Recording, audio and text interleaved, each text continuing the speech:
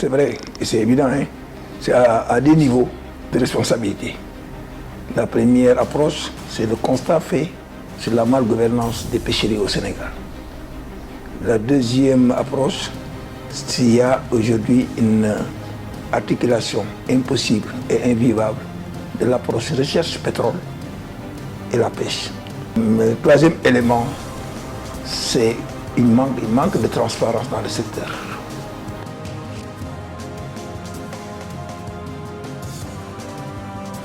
Dans la première approche, comme je l'ai souligné, on ne peut pas avoir un code de la pêche muet, non articulé à la dimension de gestion environnementale équitable et qu'on puisse faire une bonne pêche. C'est-à-dire faire un test des conventions, un code de la pêche, sans application de réglementation ou sans répression. Tout le monde pêche où il veut, comme il veut, quand il veut. Tous les interdits sont constatés maintenant dans la pêche, même à l'usage des engins. Ils vous disent que le monofilament est interdit. Et vous allez vous rendre compte que dans la trajectoire du commerce, il n'est pas interdit dans le code commercial, mais à l'acquisition dans le secteur de la pêche, le commerçant bénéficie de l'avis d'exonération décerné au service de la pêche. On ne peut pas comprendre ce qui se passe.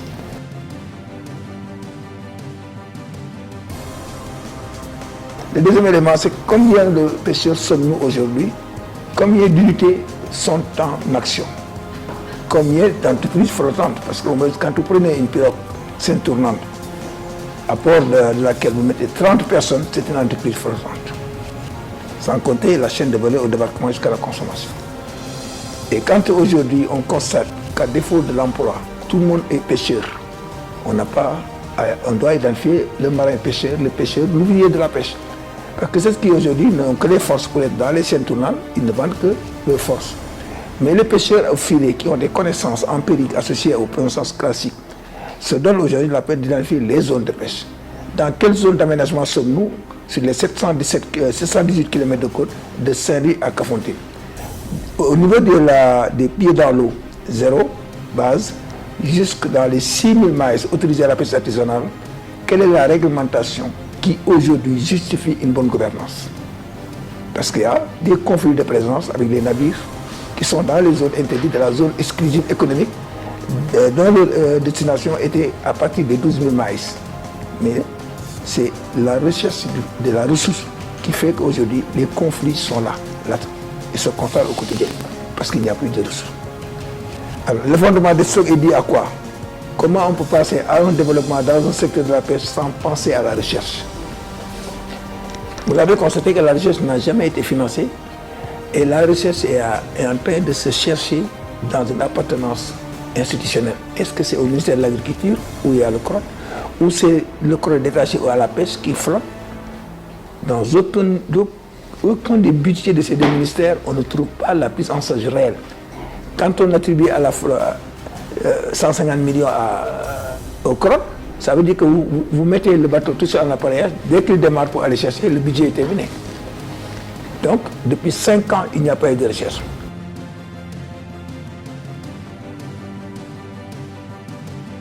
Et ce qui est plus grave, c'est que quand nous avons des conventions de pêche, on exige l'avis scientifique de le stock à exploiter. Et quand il n'y a pas aujourd'hui d'excédent, on n'autorise pas un accord. C'est une obligation de la Convention des Nations Unies sur le droit de la mer. Il y a un excédent, il y a un accord. Il n'y a pas d'excédent, vous ne pouvez pas, parce que nous dépendons fortement de cette sécurité alimentaire. Et ce que nous devons consommer, nous ne devons pas la céder. Alors voilà donc des contradictions qui font que vous allez toucher vraiment sur votre question un point qui est fondamental. La ressource au centre, mais qu'est-ce qui fait qu'il y a une réalité? Mal-gouvernance. Il y a une mauvaise gestion des ressources, inexpliquée, inexplicable. Et en dessous de tout cela, c'est qu'il y a une tango. La tango, pour moi, c'est la corruption. Ça se danse à deux. Celui qui est corrompu.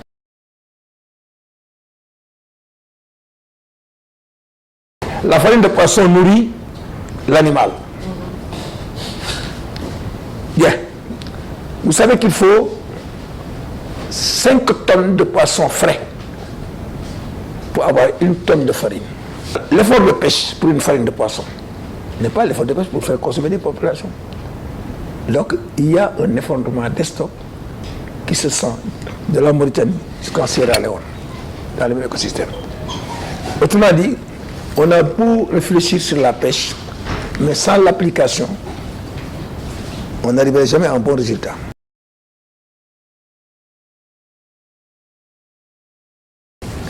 Il y a qu'aujourd'hui une incohérence dans l'articulation des services qui gouvernent notre pêche. On parle de surveillance de pêche. Ce n'est pas le bâtiment. La surveillance de pêche, c'est en mer. Qu'on puisse me dire, moi, observateur, il n'y a aucun observateur dans un navire sénégalais. Notez-le bien. Il n'y a pas un observateur dans un navire sénégalais. À l'instant où je parle, quand je descendais du taxi, le coup de fil que j'ai reçu, c'est quoi? Des Chinois qui avaient des licences au temps de Morgueil, qui depuis quelque temps ont cherché à renouveler leurs licences parce qu'ils en avaient, sont bloqués au port, ils continuent à payer les marins. Alors ça a commencé quand? Au mois d'avril passé, et bientôt le mois d'avril, ça fera 1 an que les Chinois qui étaient là, admis en bonne et due forme, selon l'appréciation du ministère, a s'octroyé même une licence et qui vient renouveler sa licence et qui paye tous les droits, se voit bloqué et contraint de payer ses marins à terre. Pendant ce temps, le ministre parraine des Chinois, sous couvert de Sénégalais, société écran, qui bénéficient et qui débarquent et qui pêchent dans nos eaux. C'est le scandale que vous avez dit. Récemment, un bateau est trouvé en mer en flammes. Vous savez, si vous suivez l'évolution avec les mers asiatiques, la Chine a réformé plus de 700 et quelques navires récemment. Là. À défaut de les mettre en immersion, ces navires sont transférés dans les pays qui gagnent. Et c'est des carcasses courtes. Ces bateaux que tu entends, quand tu les vois en mer, non, c'est pas possible. C'est comme si tu dis que Bobosé est transféré au palais. C'est comme ça que ça représente dans l'océan. Une vraie poubellisation de nos océans.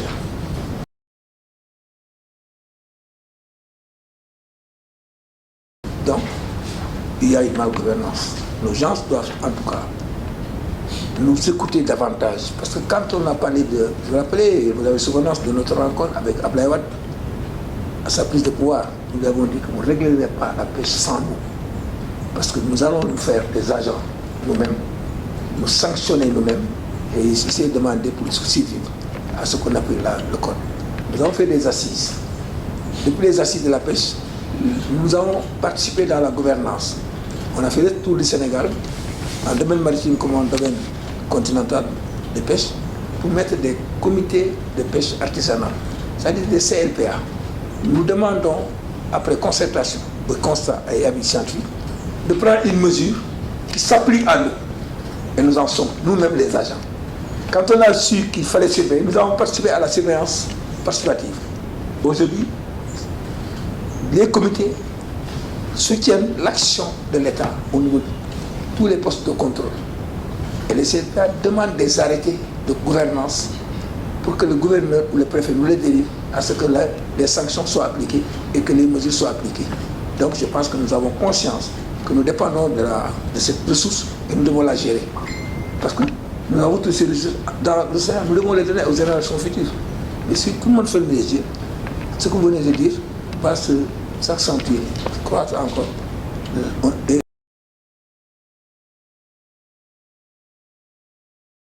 Il arrivera un moment où nous parlons que les gens n'en parlent pas. La cohabitation pêche-pétrole n'est pas assurée au Sénégal. Même pour éteindre un incendie ici au Sénégal, ils doivent aller voir les gens de la marine française. Et vous connaissez le risque qu'il y a sur la dimension pétrole, au niveau maintenant de l'exploration et au niveau du développement, avant que vous soyez dans l'exploitation. Nous qui parlons, nous ne sommes jamais associés à une quelconque discussion en ce moment. Et pourtant, nous-mêmes, nous sommes beaucoup plus experts que tout ce qui nous gouverne dans le pétrole. Même Macky Sall qui est pétrole, nous sommes beaucoup plus qualifiés dans l'environnement pétrolier parce que nous sommes de l'offshore. Et nous avons travaillé dans l'expérience au Congo, au Brésil et partout. Au Venezuela. Il n'y a pas de navire que vous ne trouverez pas dans les freelances des commandants sénégalais. Et j'ai ici toute une confédération de marins offshore qui travaillent pour les autres pays et qui doivent revenir.